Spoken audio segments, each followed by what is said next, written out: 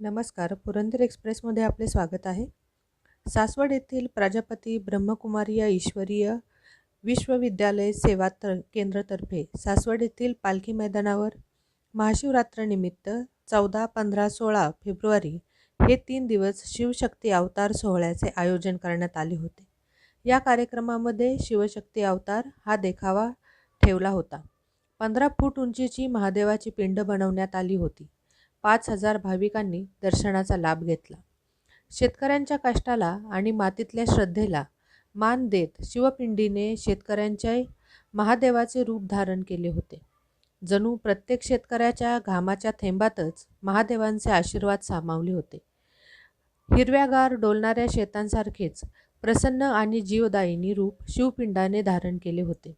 डोक्यावर शेतकऱ्यांचा अभिमान असलेला फेटा परिधान करून महादेव जणू आपल्या शेतकरी लेकरांच्या पाठीशी खंबीरपणे उभे आहेत, अशी ही भव्य दिव्य हरित क्रांती महादेवाची पिंड साकारण्यात आली होती.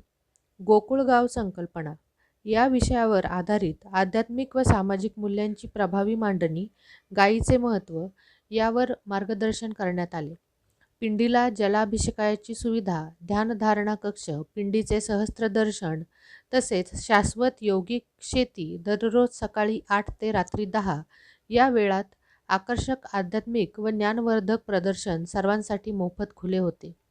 शनिवारी 14 फेब्रुवारी रोजी उद्घाटन आणि महाआरती हेल्पो फाउंडेशनच्या व्यवस्थापिका शमीम शेख व अखिल भारतीय मराठी साहित्य परिषदेचे राज्याचे उपाध्यक्ष व पुरंदर तालुका पत्रकार संघाचे संस्थापक दत्तानाना भोंगळे तसेच ब्रह्मकुमारी विश्वविद्यालयाच्या प्रमुख निलिमा दिदी यांच्या हस्ते संपन्न झाली.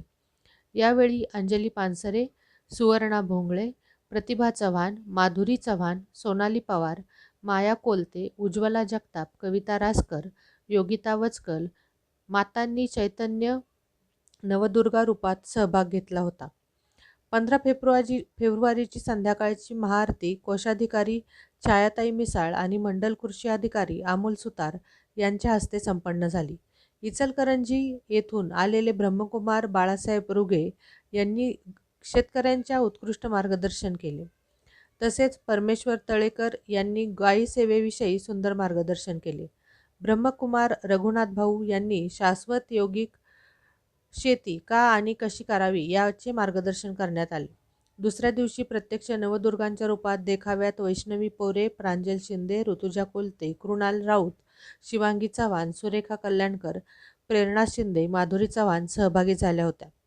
16 फेब्रुवारी रोजी तिसऱ्या दिवशीची महाआरती माथाडी कामगार युनियनचे तालुकाध्यक्ष अमोल जगताप, पत्रकार आशुबा माने, बापू मुळीक यांच्या हस्ते संपन्न झाली. आंबोडी गावातील स्वप्नील महाराज काळाने यांच्या बालसंस्कार वर्गातील कन्यांनी चैतन्य नवदुर्गांचे रूप धारण केले होते. शेतीविषयक मार्गदर्शनासाठी भूम येथून आलेले दत्ताभाऊ आणि अक्कलकोटचे रघुनाथ भाऊ यांनी उत्कृष्ट मार्गदर्शन केले. निलिमा दिदी यांनी शिवरात्रीचे आध्यात्मिक महत्त्व समजावून सांगितले. विशाखापट्टणम येथील गोविंद भाऊ आणि बाळकृष्ण भाऊ यांनी गोकुळ गावाचे मॉडेल सविस्तर माहितीसह सादर केली. 3 दिवसांचे सूत्रसंचालन अनिल भाऊ कोलते यांनी केले तर आभार आशा दिदी यांनी केले. यावेळी जयश्री दिदी, कीर्ती दिदी, सुवर्णा जगताप, नंदा खोपडे, अरुण शिंदे, सुधा मागवणे, राजेंद्र मोळावाने, पंडित मोळवणे, हनुमंत जगताप आदी उपस्थित होते. धन्यवाद.